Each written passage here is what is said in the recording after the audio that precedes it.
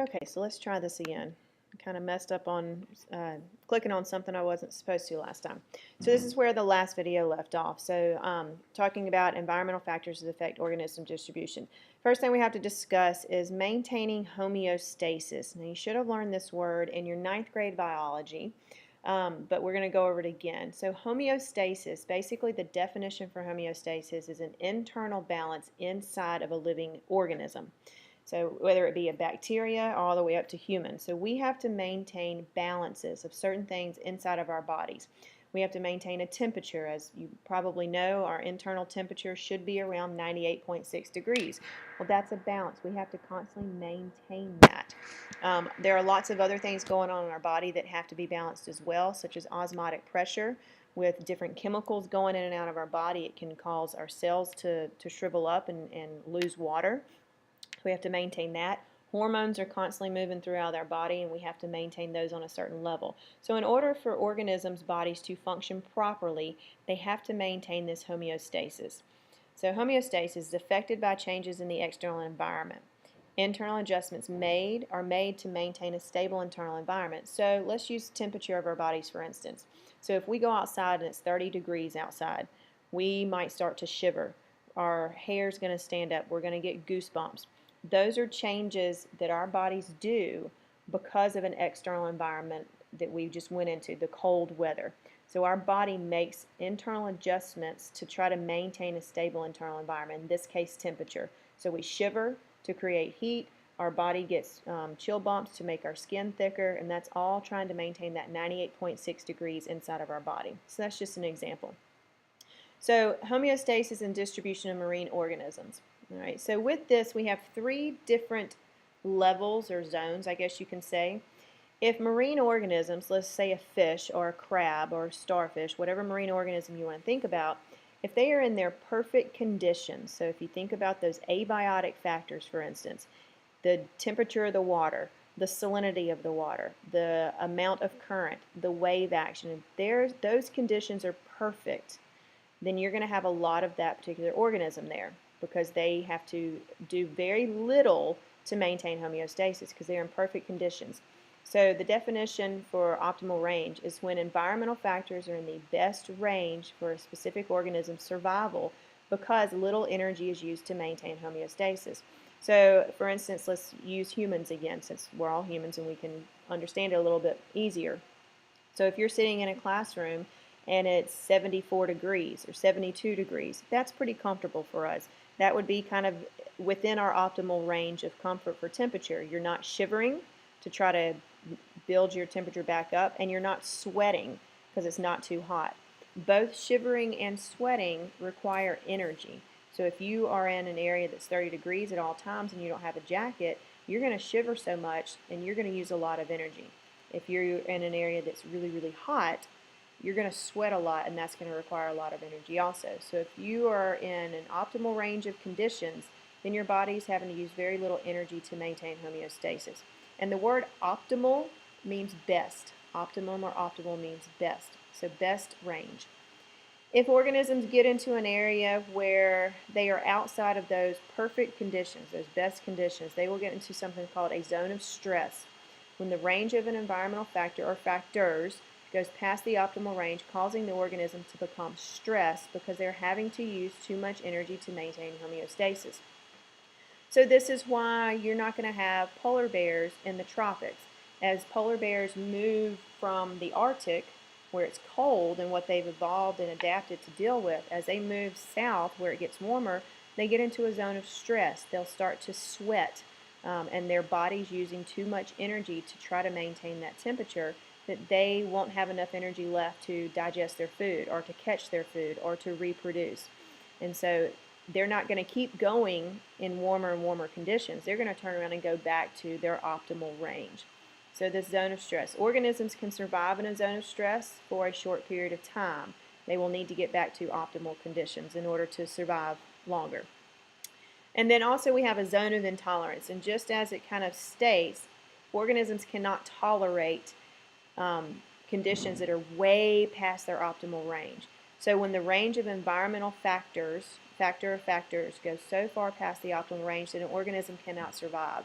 So this would be if we were to go pick up a polar bear from the Arctic and transport it, say by plane, and dump it in the tropics. It would be so far out of its perfect conditions, especially temperature-wise, that it would be in zone of intolerance, and it would eventually die. It would overheat, its body would not be able to maintain that homeostasis as far as temperature is concerned, and it would pass. So zone of intolerance. So the tropics is a zone of intolerance for polar bears. That's why we don't find them there. Another example is freshwater fish. You're not going to find freshwater fish in saltwater environments because it's their zone of intolerance when it comes to maintaining osmotic pressure within their cells. And we'll talk about osmosis later as well. Okay, so keep these in mind, this optimal range, zone of stress, and zone of intolerance, as we go through the actual factors that affect where organisms are found, which we are about to start in just a second after the next slide. So here's a visual of the optimal range, zone of stress, zone of intolerance in kind of a graph format. So we're using crabs as an example here. So let's say blue crabs, since we have blue crabs in our area. So on this x-axis, you have environmental variables. So let's use temperature, for instance, since that's the one we've been talking about. And then here you've got population, from low number of crabs to high number of crabs. So let's say right here, and right here, where this optimal range is, this light blue section, let's say blue crabs' optimal range in temperature is anywhere from 75 degrees to 85 degrees. So when you're in water at that temperature, you're going to have lots of them. And where you are right at 80 degrees, so we have 75 over here, 80 over here, 85 over here, right at 80 degrees is the best. So your population of blue crabs is going to be highest there. And you can see that with the number of blue crabs right here. As you go a little bit below that, still decent number of blue crabs, but lower.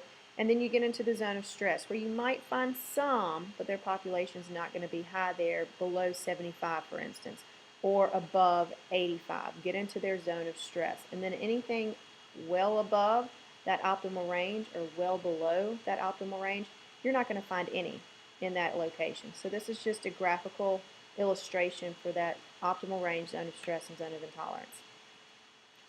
Alright, so here are some actual abiotic or physical factors that affect organism distribution. We're just going to talk about a couple on this podcast. The rest will come on another one.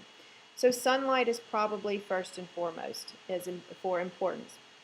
So, and it's in three ways and how it affects where marine organisms are going to be found.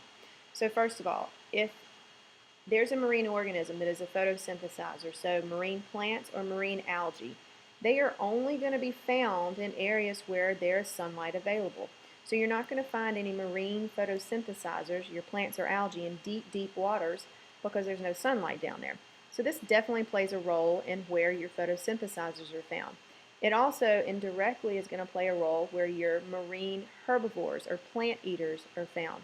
You're not going to find herbivores in deep areas or in areas of the ocean where there's no producers because that's their food. So your herbivores are probably going to be found in sunlit areas as well because that's where their food is. Another way sunlight affects where organisms are found is vision.